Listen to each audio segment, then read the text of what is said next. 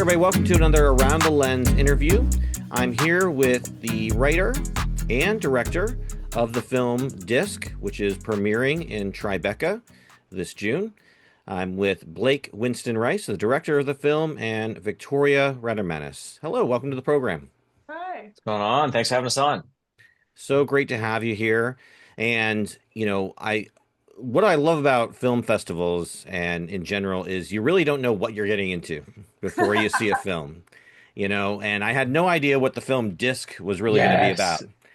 Obviously there's like synopses and stuff like that that you can read, and some films do have trailers, but it's like a trailer for a short film. Do I really want to watch that, even if it does exist? So I'm sure that's what you get a lot in sort of people not really, knowing fully what they're getting into. Talk to me about what this film is, in terms of general terms, what you can say about it, and then hopefully we'll maybe get into a little bit of obviously spoilers because I want to talk about some of the deeper aspects of it. But kind of tell me what Disc is, where it came from, and sort of how it came to be. Tori, start off. Okay, let's see. Well, this came from a few things. It was like an idea I had. I was writing a lot, in and around the writer strikes because there was nothing going on besides striking. And I had this idea about, kind of exploring the conversation of like what is real intimacy between two people. And I think, a lot of our generation has ideas of, sleeping together, or hooking up, or dating. And like sometimes I feel like there's people who've been married for like 10 years and they still don't really know each other. Like there's this element of like what push come to shove is like the actual present moment between two people. And then I also was just, I'm an East Coaster who moved to the West Coast and kind of had a little bit of a culture shock of, how people interact with each other and that kind of isolation element.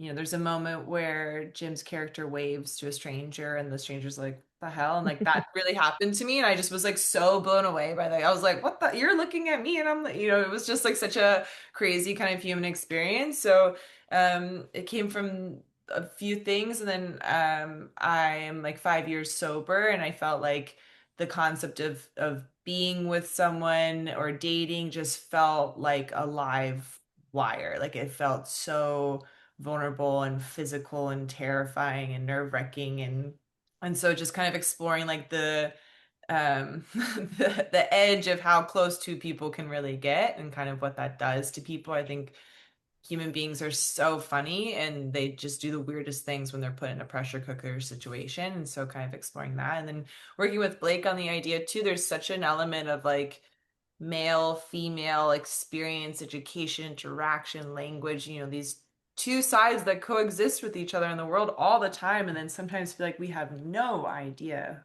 what either of hmm us are going through. So yeah, it's a long answer. I appreciate it. Why don't you go and give like for folks who aren't familiar with the film, because I imagine a lot of people will have not seen the film before they see this interview, but again, I want them to see the film at least after they see the interview. But kind of what's the log line general story of the film in your words? This is tough because I feel like we have several. The Yeah. quick log line is the story of a hookup gone too far up.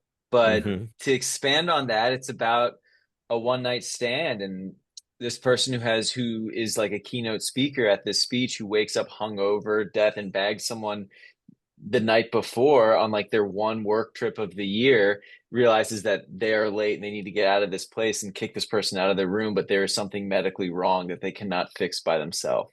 And so they Right. need to get this person, this very beta sweet person, to kind of go and defuse this bomb together. And all within this ticking clock of getting ready for this speech. And hopefully hilarity and stress and learning and all the things come through within 15 minutes. Yeah, that's definitely one of the things I felt watching this was that kind of the stress, anxiety of them trying to do this thing while if like phones ringing, doors knocking, hmm everything that can be happening is happening. It just really, you do a great job of elevating that tension. Hmm. And I think Appreciate it. that's really too obviously to the actors who I was, really gave a lot of themselves. I mean, was there any sort of obviously Blake, you were the writer and also an actress in this, but for Jim Cummings, who played the male lead, any of you, what kind of like was there any sort of trepidation about being almost nude most of the time or in your underwear for this film, or was everybody, nope, they're all professional actors and this is what we got to do, tell the story? Tori, I, go ahead. I mean, you're yeah. the one who was more naked than me. There was one point in the day where Blake was like, "Stop! You have no pants on. Like, go over We there." were very Be like comfortable. It kind of worked great because one, like everyone was so trusting Jim and Tori. Like the three of us were on such a good level that we were like, we know what this is, and we had the foresight production wise to be like, it's us naked in a room. You know what I mean? Um, and more so them, and they were just down and in, fully committing and trusting with it. But then also the lay of the land was like kind of a closed set anyway, because so much of that was actually in a bathroom where I think, and I'm filling in for them here, like you're a little more comfortable naked, right? Mhm. Like because you're used to that a little bit, right? And it's a product of the environment we create for ourselves here. So like, let's make our actors feel comfortable and safe and stuff. And so much so at one point, I'm like, Tori, you're walking around with put the pants on. Like we need like we're in between takes. Getting Like too what are we doing? comfortable. What are we doing? You know, I'm like I'm looking out for like nervous dumb guys like looking like conversing with you like up here. Um, but no, it also worked that like all Video Village was in a separate hotel room that Okay. was like right next door. So there actually was and then, certain crew members were just in the hotel room, not in the bathroom. So there actually was good, like little mini barriers that I Yeah. think helped us feel not only intimate in the frame, but as a production, like appropriately sectioned off. Hmm. Um, which I think, it goes into to the environment and goes into what we're capturing, goes into the performances and all of it. Yeah, Yeah. And absolutely. I think like the joy of working with friends too is like the people and trust the people around you. Like our DP Nick Allen is a friend of mine and he's so talented and I had like no anxiety about, Donald ducking it in front of him the entire day. Like I, very much like because he is such a pro would forget that he was like right here, half of the Hmm. time. And Jim is such a great actor and someone that I think all of us have like looked up to even in starting careers and like trying to make our own work. And so I never felt uncomfortable. If anything, he was the one to be like, "Are you okay?" And I'd be like, "Oh yeah, yeah, I'm fine." Like he would remind me like, Hmm. water. Like and I'm like, "Oh right, right, right." Like he was really on top of it. So there was never any like it's very vulnerable, but it's such a like fun. This sounds probably terrible. When people watch this, they'll be like, "She thinks this is fun."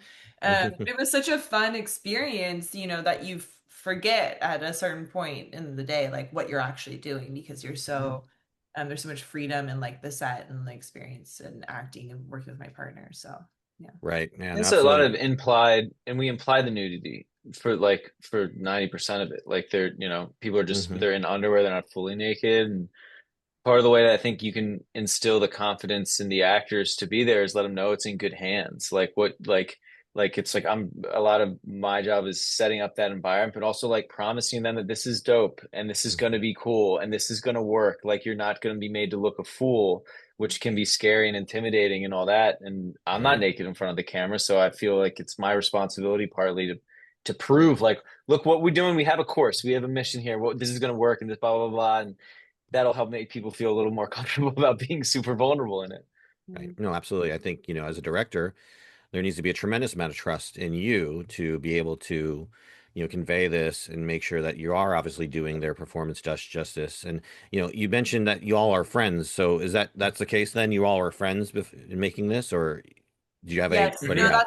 that's our lie that we tell the public. We're like, we're all The, friends, we're yeah, no. yeah. It's exclusively a financial arrangement Yeah, that we made. So this is actually there's $1 billion behind disc. Everyone so knows many this. Oh my contracts, a God. lot of Yeah. boards. Yeah, No, yeah, we've yeah. been homies for a while. We actually met in auditions on other projects, and both were living in friends in New York before we both came out to LA. So Tori had been was figuring out which short to kind of do next, and I had just come off doing another one, and the timing worked out, and we were able to add Jim into kind of the same mix and bring together the little dream team. Mhm. Yeah, no, absolutely.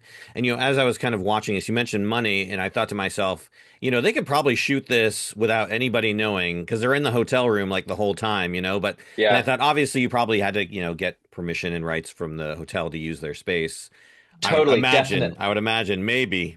All right. Okay. All right. No, we Yeah. have there's stuff signed. We got stuff signed. Yeah, they were really chill. We really lucked out. Like when Yeah. I was searching for location, I had actually gotten to like one of my first car accidents here in LA, so I Oh didn't have my a gosh. car. So I had an Uber drop me off at like one end of Pasadena. There's this strip, Colorado Boulevard, and there's like 100 hotel motels strip. And I just walked the entire way and went to every single hotel motel on that street and was like, "Can I Wow. film here?" And I Yeah. ended at the place where we shot, and they were, first of all, they had AC in their lobby and free water. I was like, this place rocks. What? I've been walking for a long time.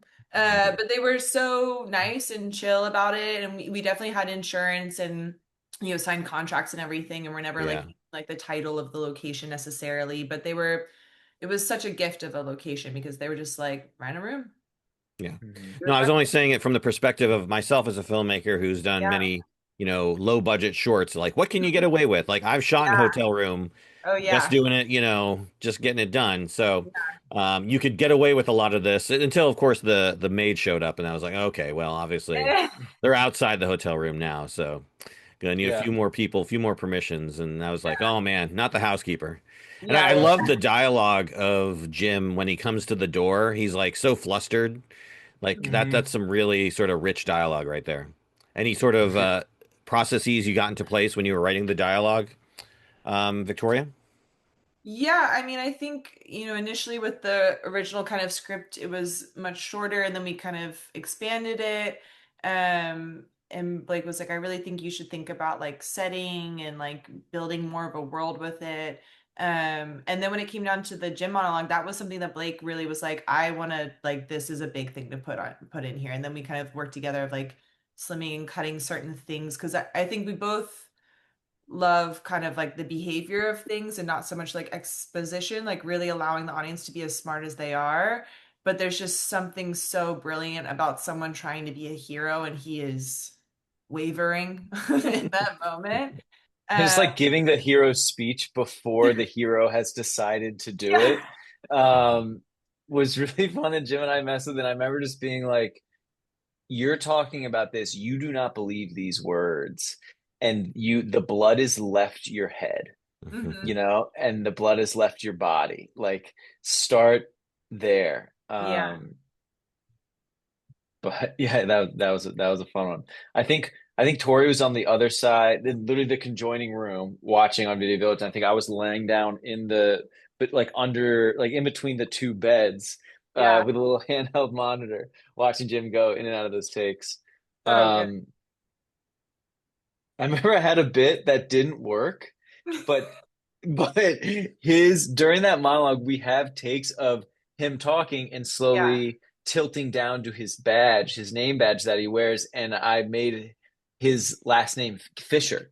So it was just a joke that it's Carrie Fisher and like this really specific little tag. But the monologue played it.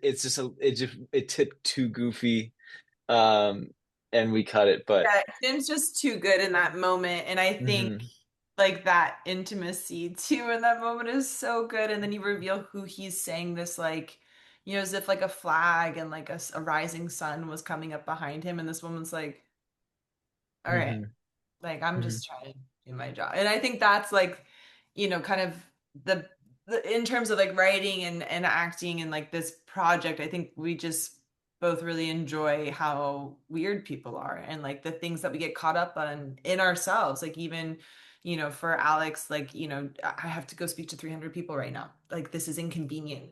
Like these mhm. Yeah. weird mindsets that we set up for ourselves and kind of letting the characters like live in that moment versus like explaining it to everyone. And yeah. Yeah, and the whole time I was watching, you were doing a great job of expressing pain, right? And I have to imagine what you're going through or what Yeah. you're simulating going through is very painful. It made Mhm. me think, I'm so glad I'm not a woman. I don't have to deal with that. Did that any of that story come from personal experience? Like you've ever been in a situation like that, or I imagine you've used maybe something like that. I don't know. Again, if it I is, it's very know. authentic, you know. The menstrual disc and cup are, I feel so bad because it's like I've turned on my friend because I love them as a woman, like, and I think what's interesting when this film screens, like a lot of people are like, it's kind of like body horror. I'm like, any woman in this audience is not experiencing this as body horror. It's uncomfortable, it's scary, it's such a vulnerable, fragile place. But there is like, yeah, I think any woman, girl has probably experienced like losing a tampon or like Yeah. having, and like it really is like such a fragile place of your body that only a woman has experience with, and even we don't sometimes understand. Like there's no, this is going to get like on a soapbox a little bit, but there's not a Mhm. lot of like education and experience and talk and conversation around like periods. Like I think even Yeah. like, and I still come from a generation where like growing up in like middle school or high school, like you would never want any, like you would hide a tampon in your sleeve going to the bath. Like never would I ever let anybody know what was going on, and so Hmm. it's such a like fragile place even for someone who's supposed to have like ownership over this kind of experience. And so yeah, there's definitely elements. I've never had that happen to me. It's very fictional in that way, but I have had, other things happen. And also I have like a lot of experience of Mhm. like being a woman and going through just these weird, like, half of your life is people being like, okay, relax, like let go, release. And I'm like, what have you done? And so I think that element of it is like such a like female experience across the board. Yeah. Yeah, no, absolutely. I mean, it's not necessarily a big topic of most movies. I think Turning No, Red was the definitely biggest not. one I've ever heard of that talked Yeah. about it. Yeah. You had some really great music during the film, and I believe the song at the end was original song. Was that right, or is that? Hmm. Hmm. Tell me a little bit about that song. What kind of went into who you chose for that, and what that kind of tried to evoke. Totally. Good buddy of mine, Kevin Garrett, incredible artist, singer-songwriter in his own lane for sure. And I just always loved his music. And then when we didn't have any score in mind while shooting it, I just kind of like to see it, let it cook and let it develop on its own, and then see what we can get later. And then had this idea for an a cappella score and hit like a breathy his and her vocals that are kind of clashing, but then find this harmony that both characters find when we reach the climax. And I thought it really would work. So Kevin, I just think is a really great storyteller in his music as well, and definitely can hit emotional pain points in his songs. And so I just thought he'd be tapped in. And we had a lot of fun conversations about it, and then settled on this all a cappella, lyricless, his and her vocals until the very end when we developed and we pushed kind of what we're saying a little bit more. But um, had some really fun moments of just auditioning hums and hums and breathy sounds throughout the beginning of this, and was really flattered to have him on board, and think he crushed it and really helped us kind of get there in the end. Yeah. Awesome, that's great. That's great.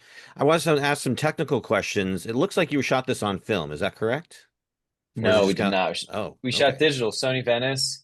I appreciate it though, because we wanted a little more, it's not modern day, we kind of put it like pre-smartphones. Mm-hmm. It's something I just like to do anyway, just so there's not plot holes. Like in a medical emergency, a smartphone just kind of solves everything. Of course. So just wanted those out. And there's just a little more style wash that is more interesting anyway.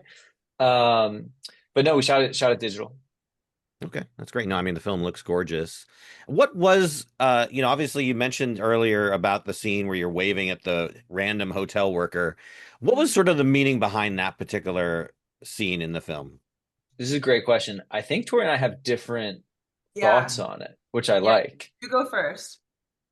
To me, this is a project about people who can't connect or are on different wavelengths connecting, right? And there's barriers between them that need to go down. So there's like the obvious part there to me of this person outside, and he waves and it doesn't get a wave back. And he's not self-aware as well. He's naked and he's looking at the Yeah. window, looks creepy.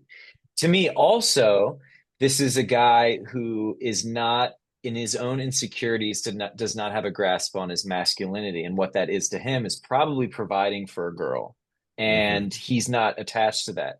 So out the window, what he longs for is someone who does do that and is this Hmm. hero, right? And in his mind, a man's man is someone who has a job and a uniform.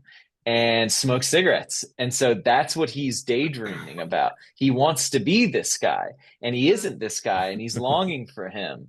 And he's not the type of person that can give a speech. It's why he idolizes her. And that's what's out the window to him. And why he can't connect with it, why he's scared to look it in the face, and why um, he doesn't have on any clothes the whole time, and he gets a uniform at the end, and why he folds hers really nicely. And that's my deep cut on it, Tori. I don't know if you were there as well.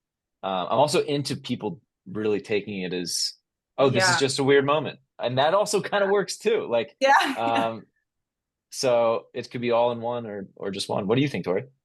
Uh, yeah, I mean, I love what every time someone watches this or like comes up to us, they have a different thing that sticks with them, which is like just so fun. Hmm. But I originally wrote it because, yeah, I mean, I think we both have like a starting point of what it is, which is, this element of wanting to connect and it's not working. Like there's something about you or how you do things that like doesn't work, and the rejection of like a person to person experience feels so crazy to me. Like I would have these kind of moments happen where someone's like obviously staring at me and then something would happen or I'd wave and then they'd be like, and I was like, what?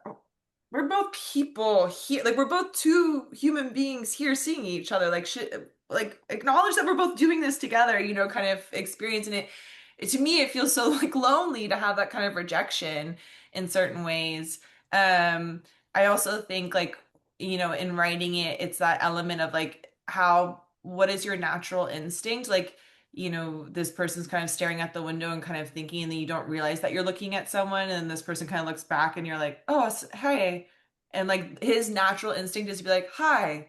And like most of the world to him is like, what the fuck is wrong with you? And like Hmm. that is such a sign of who he is. Like, I think, Alex would probably be the kind of person who'd see that and be like, like would look away. Like she would be embarrassed that like she was staring at someone she was really thinking, and be like, She'd shut it immediately. She'd yeah, like shut the blinds before even getting there. so Yeah. it's like such an indicator of like who he is, that his natural instinct is like, oh, hi, hi, like lean into it. Wearing his lanyard and his like boxer shorts. Like not even like any other person would be like, whoa, sorry, this is too Hmm. intimate. And he's like, and so yeah, I think that's kind of where it came from for me. It also just checks a lot of boxes, like expositionally. It it can make the audience not know what's happening a little bit, which is what we want. It can also be used to show light on the backstory the night before, and so it also we pumped in a lot of that afterwards, being like, let's tell him a little bit more what happened the night before, what's in his head. Yeah. So just check a lot of boxes. And short film, you gotta talk the plot really quick and really fast, but then also in this one and some ones I've done in the past, like I like dribbling in some red herrings and like let's throw them off the scent. Like Mhm. it's a lot of people, I think, and what I hope in not a weird way, like they're probably having coming in with this didn't go well the night before. In a bet, like, okay, wake up, guy, girl, we don't remember what happened. Something probably bad, right? And so I like strategically, it's like another little manipulation piece in there, I think too. Yeah, yeah, absolutely. Well, I know I only have a few more minutes left with you, so my final questions are: what was it? How's it feel to be in Tribeca? And what's kind of next that you want to do? I know looking at your IMDb profiles, you have something called the Coretta Show in the upcoming, but Yeah. kind of like, Oh, yeah. Yeah. those are my last two questions for you both. Go ahead, Tori. I mean, Tribeca is like huge. It's a huge honor. It's, a lot of our crew is like, New Yorkers, East Coasters. So for us, it's like a kind of like a homecoming feeling. Like this is like for me, a dream come true. I like went to Pace for my undergrad, like 18, moved to New York and was just like would sneak by like Tribeca events. So it's a very like romantic, experience of being like, wow, we get to go be a part of this. Like I'm allowed to be here. That's great. And yeah, I just think it's so exciting too, because I think Blake and I are definitely at positions in our careers, which, what is a career in the entertainment industry these days? But it's nice because I see a lot of familiar faces. Like when I'm looking at the films and the roster of people there, it's a lot of people that we know or have worked with or that I've known through the years. And so that feels really exciting too, to see like this generation of filmmakers and what they're making and where we're all at. So like it's a two-parter for me of like, wow, like we've all got here, we stuck it out and this is really exciting. And then also it's just like, dang, like the little like film kid in me is so excited to be invited to Tribeca. And then next, it's so funny. I have a small role in the credit show because of Blake.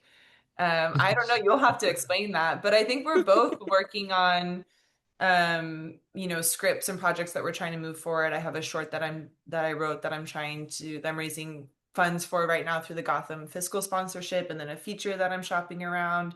And then I'm also more mainly an actor, so auditioning and doing all that kind of stuff. Yeah. Awesome. I think kind of like right with what Tori said, like I lived in Queens for 8 years and was bartending in Tribeca or like around this area and working the grind. So it's a dream come true. And I've been told no from this festival a bunch, and that motivates me and fires me up. And I want to come back at it and show it something better so I can join the party. And it's a huge honor. And also like Disc has been on, we've been really lucky and we're grateful, and it's been really inspiring too to be on a run for a minute with this short. So I think it'll be close to the end of what we've done. So it's like a great like wrap party basically for the project, and friends and fam can come out and see it. And it's great to tap in with everyone involved that were so giving with their time and energy on it that they get to celebrate it too. And that's really special. And we get to kind of use Tribeca as a backdrop to kind of punch forward the rest of our other projects that we're making happen. Um, so it's a total dream, and I'm pumped to see it in front of a live audience again. And that's a blast. And Credit Show is another short that I produced with a great friend, Toby Aremu. And that one's about a daytime talk show host, and Tori has a great role in it and killed it and came on set and joined the party. And so that one's in post right now, and often casting things and working on the next thing. And film festivals, like I call it the belly fire. Like when I get there, maybe this is like an insane person trait, but it kind of just fuels my fire for what's next. Like the disc is done, it's already out, it's already playing, people are doing it. So I'm more like, okay, I got to be working on the next thing, and to be around people that are doing the same thing, it's really energizing. Mhm. That's awesome. That's great. Really great to hear that. Well, okay, that's I think about all the time we have for you today. And I really appreciate again you taking time out to be on the show. Before I say goodbye to you, is there anything else you'd like to add or any call to action you'd like to push out there? Call to Oh action. man. Oh God. Let me get out my list. Just, go vote. I Especially if knew you're you were gonna say in that. Yeah. LA. We have some voting going up, June 2nd, and it's important to show up. I think like, we love making fun movies, and but like, for us writing and acting and doing these things, it's always a conversation about where we're at in the world and how people are interacting with each other. So that's my call to action. Go vote. Mhm. Stay educated. And also vote on the audience awards. Oh Also, you can yeah. vote on the you can vote for Yeah, us. that. Sorry. There you can vote for us, and you can check out Disc the movie all over. And David, thanks so much for having us on. Where were you the most uncomfortable in this thing, and where and how would you act in Oof. this scenario? Yeah. How would when the actual cup came out and I saw the blood on there, I think that was probably the most like, oh my God, I was gonna like not throw up a little bit in my mouth, just like, first of all, kudos to your production designer and whoever like Oh yeah. had that and the fake blood and everything like that. Cause I was like, and how I would act, I mean, I think I'd be a little bit more level-headed, but then again, I'm a little bit more older, right? And, I have a wife Hmm. and stuff like that. So the kind of intimacy and sort of that kind of idea of people being together, like I'm used to that. So I may have been a little bit calmer, right? I think Hmm. our lead was great acting, but like he didn't know what to do at all. He was really lost in the sauce, and I feel but again, I think anybody probably would be like, oh yeah, I would know what to do, but when it really I think happens, they definitely didn't haven't had kids. I think right? having kids puts you on a different Oh yeah. plane, Yeah, 100%. And to your point, like Jim's character is not a tomcat. Like he was not no. like he's not experienced. He's probably can count on one hand how many people he slept with and where he was and what he in the poems he wrote for them afterwards. Like, and so I don't think he's. I think he is in very uncharted territories. But Yeah, if it was 20 something me, yeah, I'd probably be more like Yeah, there in you go. his shoes, be like, Yeah. I got to stick my finger in there. I do Mhm. want to like logistically though, if he wasn't around, what would the woman have done in that instance? Like call 911? I mean, if she No, couldn't I do it mean, I think herself, it's one of those, oh God, I don't know if she would even let it get to 911 level. Like that's too crazy. But it is like one of those moments where I think like there is an element of which, like, okay, I have no experience of having kids, but I've played a pregnant woman. I've watched a lot of birthing videos.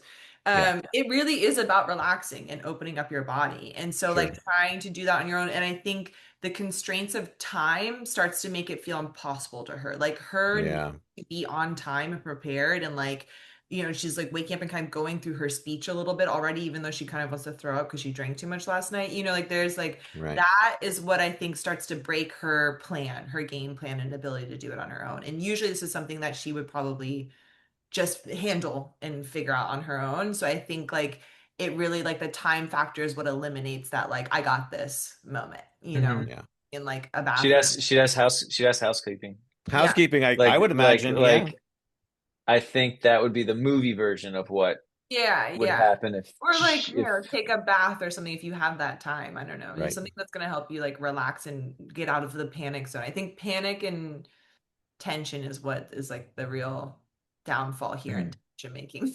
Right, absolutely. But I think that's what makes great films, right? You kind of like that clock, that ticking clock is a huge Yeah. motivator and like in raising anxiety and just making the film that much more intense and believable, really. Of course, I think that the housekeeper would be like, no, no, not my problem. No, no. But anyways, guys, thank you so much again for being on the program, talking about your film. Thank you, Blake. Thank you, Victoria. It's been an awesome Thank you. time. Have a great time at the festival. And if I see you up there, I'll be sure to say hello. Oh, are Oh, you gonna please be stop by there? and say what's up. Yeah, Absolutely. please. That'd be great. All right. Have a great one, guys. Thank you again so much. Take care. Thank Bye. you.